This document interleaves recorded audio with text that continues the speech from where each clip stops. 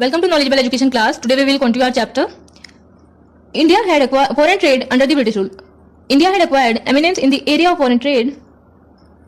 India ने जो है फॉरेन ट्रेड के एरिया में बहुत रेपुटेशन रिस्पेक्ट एक्वायर की थी सिंस एंशियंट टाइम्स, मतलब एंशियंट टाइम से. The Romans used to call India, Romans जो है वो इंडिया को कहते थे the sink of the world's bullion. Bullion का मतलब होता है गोल्ड, मतलब गोल्ड का सिंक माना जाता था, दुनिया के गोल्ड का सिंक माना जाता कहते थे इंडिया को.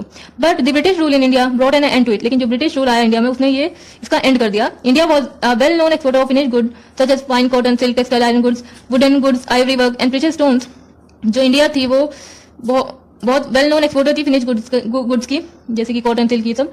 But the British converted India into a net exporter of raw material. लेकिन ब्रिटिश ने क्या इंडिया को कन्वर्ट कर दिया नेट एक्सपोर्टर रॉ मटेरियल्स की and importer of finish good, और फिनिश गुड्स की इंपोर्टर के रूप में. It was all due to discriminatory policy of trade and tariff pursued by the British government. और ये सब इस वजह से हुआ कि जो ब्रिटिश गवर्नमेंट थी वो discriminatory policy of trade pursue करती थी. State of India foreign trade at the time of independence can be describe in the terms of the following observation. Indian foreign trade की जो स्टेट है, जो मतलब हालत थी इंडिपेंडेंस के टाइम पे, वो फॉलोइंग ऑब्जर्वेशन में बताई गई है. पहला, net exporter of primary product and importer of finished goods. Owing to colonial exploitation of the Indian economy, India became a net exporter of raw materials and primary products like raw silk, cotton, wool, jute, indigo, sugarcane.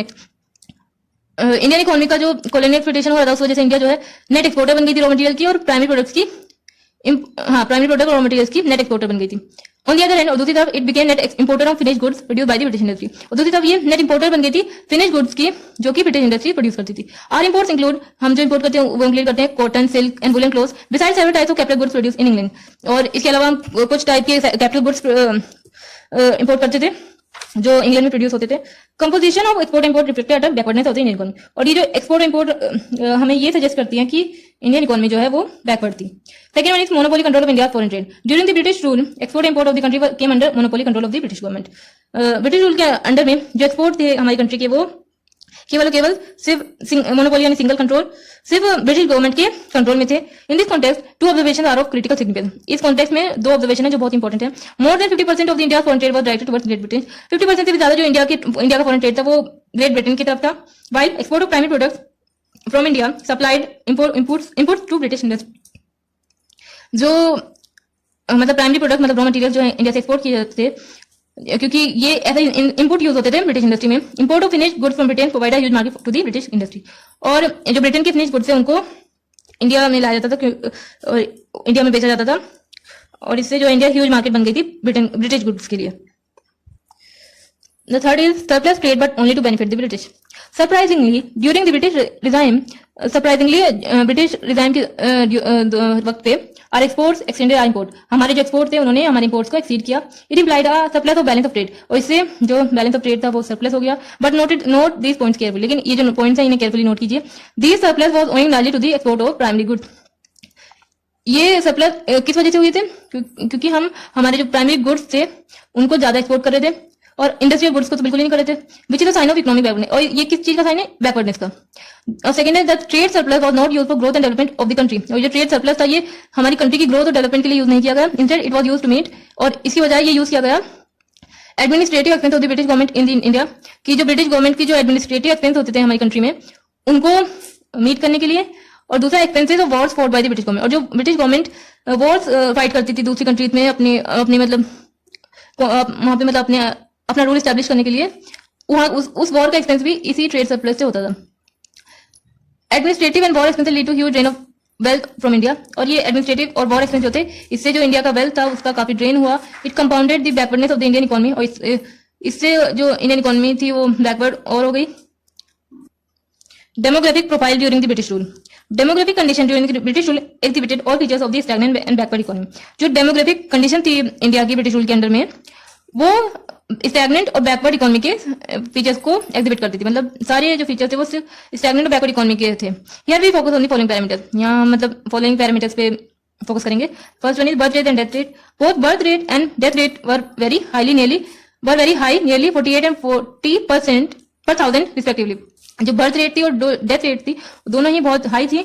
48 birth rate थी वो 48 पर thousand की भी लगभग थी, और जो death rate थी वो 40% पर थाउजेंड की लगभग थी. High BR and high DR suggest a state of massive poverty in the country.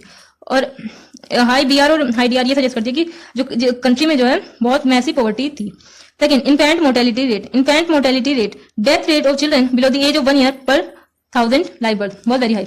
जो इन्फेंट मोर्टेलिटी रेट था इंडिया में वो काफी हाई था. इट वॉज अबाउट 218 पर थाउजेंड, ये मतलब 218 पर थाउजेंड के लगभग था. वाइल एट प्रेजेंट, लेकिन अब इट इज 32 पर थाउजेंड, लेकिन अब 32 पर थाउजेंड है. High infant mortality rate is a sign of poor health care associated with extreme poverty. और ये क्या सजेस्ट करती है कि जो हेल्थ केयर था, फैसिलिटीज थी इंडिया में, बहुत ही पुअर थी और बहुत ज्यादा पॉवर्टी थी. Third one is life expectancy. Life expectancy average life of person was as low as 32 years.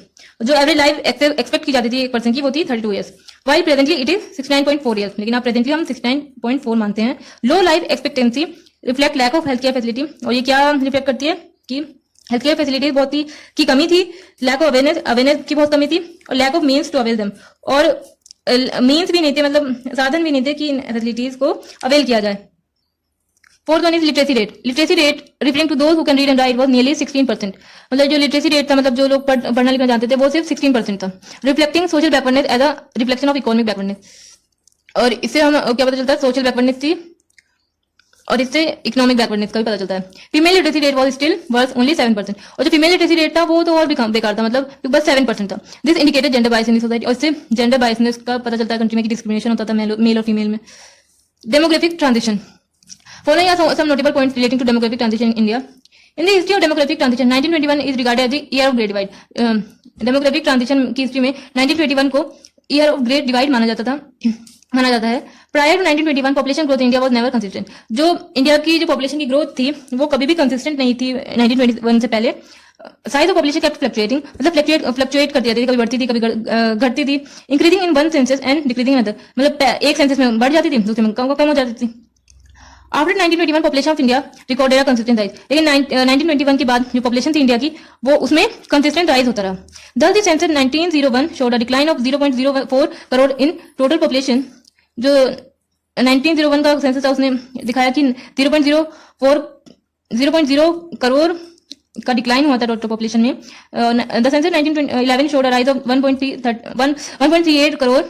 और जो सेंसस था 1911 का उसने राइज दिखाया था 1.38 का करोड़ का. Again the census of 1921 showed a decline of crore.